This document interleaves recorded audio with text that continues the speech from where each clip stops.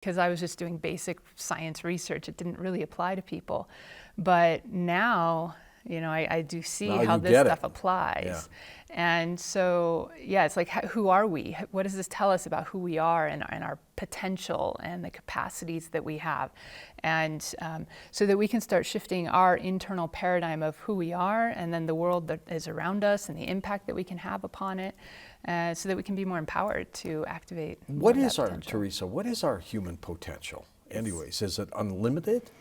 I believe it's unlimited when we're looking at it from we are spirit. If we think that we are an eternal being as opposed to I am this body. If I think I'm this body, well then there's limitations here, right? We have the physical laws that we have to sort of abide by. Right. But when we realize that this body is just a vehicle for the spirit and the soul, and as we reach more into that eternal energy, then now the potentials are limitless. And if we can bring that in more, that energy can come into the body and help transform, transmute, wake its potential up, right?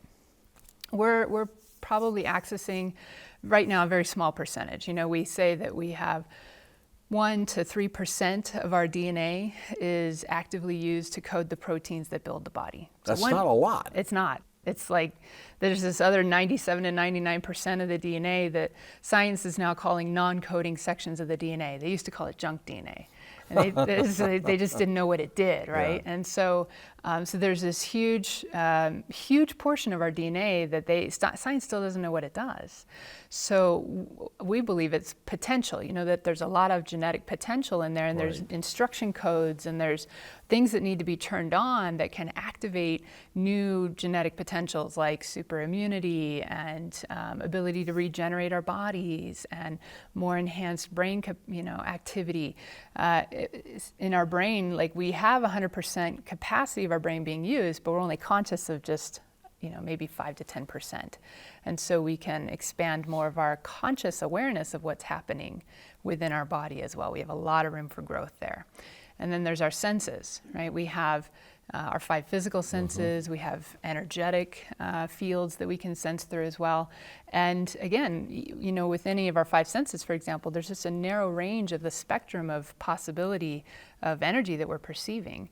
Like you think of the visible light spectrum, what we see. Right. That's such a narrow slice in the electromagnetic spectrum. So, and then you have people who claim to be clairvoyant, for example, and that they see energy. Well, maybe they are. Maybe they just have a little bit of a broader range of what they are able to perceive consciously through their senses. And so I think that is a potential that's in all of us, that we have these capacities to expand how much we're really manifesting of our full potential.